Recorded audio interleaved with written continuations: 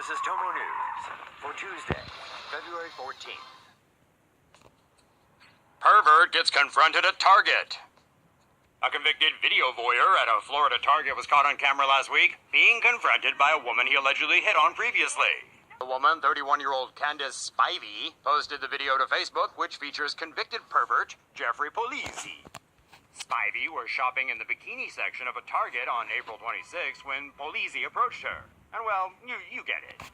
Spivey shared the story of how the two originally met 2 years ago at a Publix in the same area. Spivey recalls running into Polizzi when he allegedly asked her about a sheer maxi dress for his wife, the way he was holding his phone.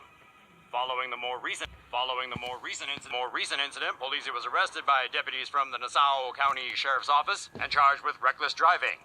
The Sheriff's Office used their Facebook page to ask local residents to inform them of any encounters with Polizzi that they may have experienced. Patient awake during surgery. Doctor failed to give drug. A 34-year-old man undergoing surgery to have his tonsils removed at a Sydney hospital heard and felt everything that happened to him during the procedure. That was because the anesthesiologist forgot to turn on the machine to administer desflurane, a general anesthesia. The patient was unable to notify the doctors before or during the surgeries because he'd already received a neuromuscular block. He was unable to move or communicate during the procedure because of the drug. It wasn't until staff noticed that the patient was twitching and that his blood pressure had spiked that they realized something was wrong. Dr. Bin Lin Yin admitted he'd been multitasking during the operation, checking the patient's charts, writing notes, and checking his mobile. The Professional Standards Committee found Dr. Yin guilty of unsatisfactory professional conduct and ordered him to undergo mentoring and attend a course on anesthesia safety.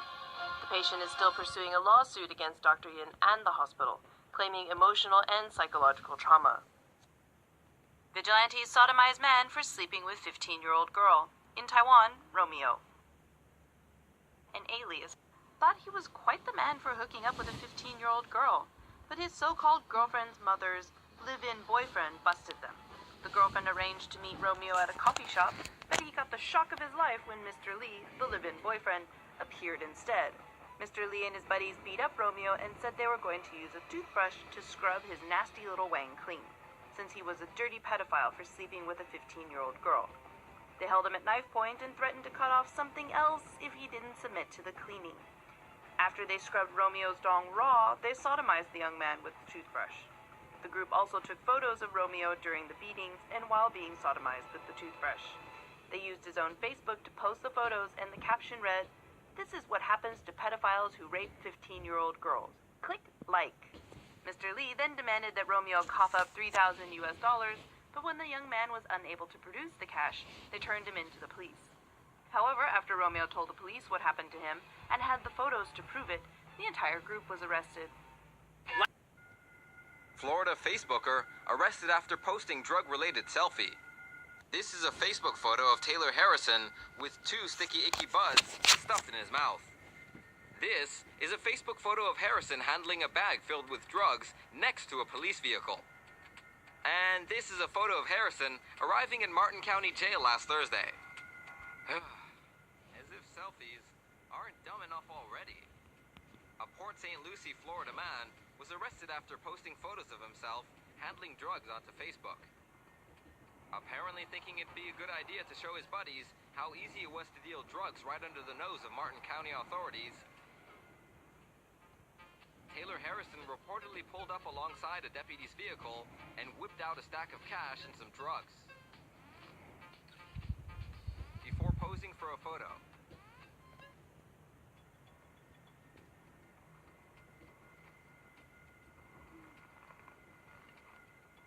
Well, the sheriff's office decided to give him the publicity he seems to have been craving so bad by posting the photos onto their very own Facebook page, along with a photo of the 20-year-old selling weed to undercover officers and, unsurprisingly, his eventual mugshot.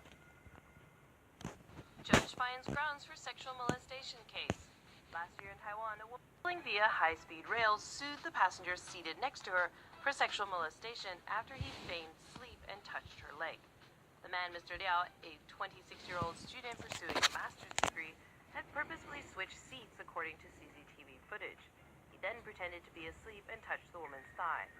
The woman reported the man to police upon her arrival in Taipei, and it took police some time to identify the man, since he was not sitting in his assigned seat.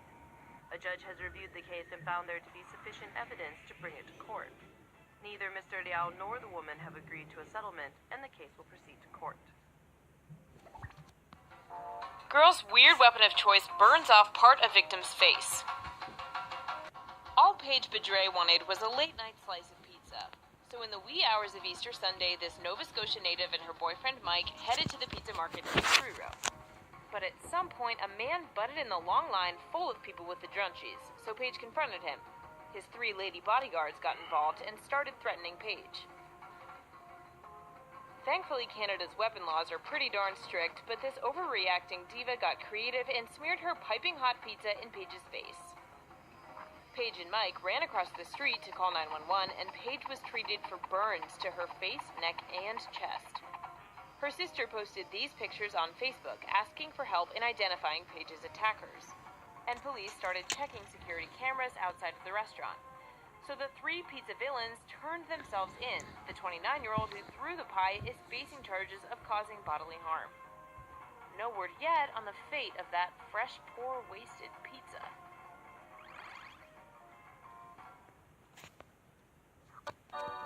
Wisdom tooth surgery girl was alive but died the next day. Sydney Gallagher, the Minnesota teen who was thought to have died after a routine wisdom teeth extraction, was actually still alive but in a coma. Diane Gallagher, Sydney's mother, said that she was misunderstood and confirmed on June 15 that her daughter was still alive.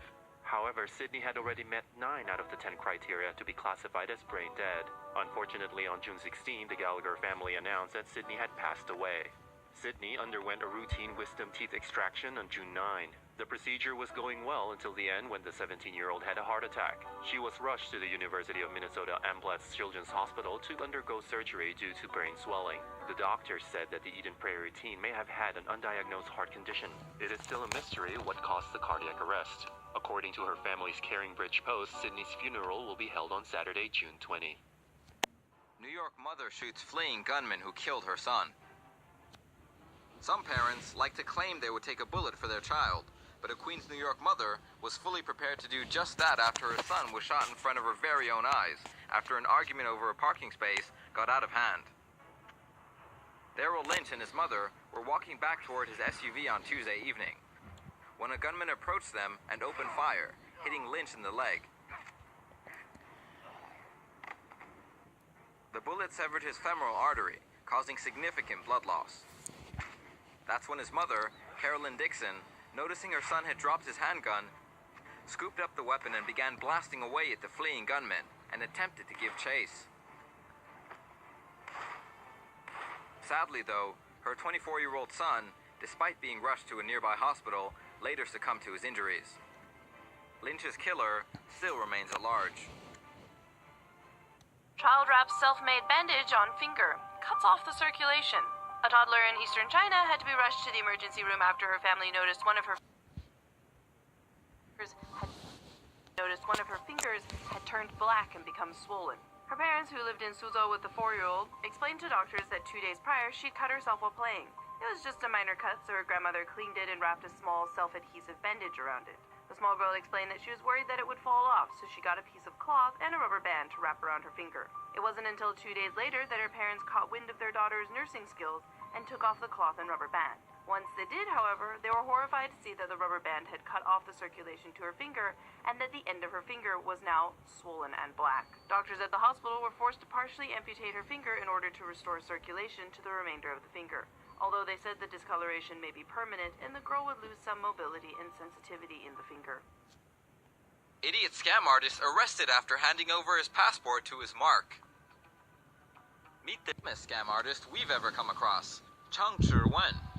The 25-year-old reportedly used Chinese social media and WeChat to hook up with a college student in the central Taiwanese city of Taichung. When they met up sometime in May, Chung told the 21-year-old he was a construction foreman and asked to borrow roughly $120 as he urgently needed to pay his crew. The naive student, wanting to help, forked over the cash.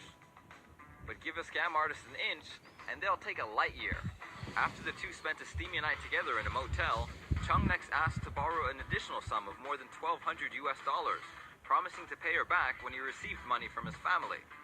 This time, however, Chung had the brilliant idea of putting his passport down as collateral, which no doubt came in handy when he disappeared without a trace and the girl, belatedly realizing she'd been had, called the cops. The idiot scammer has since been arrested and charged with deception.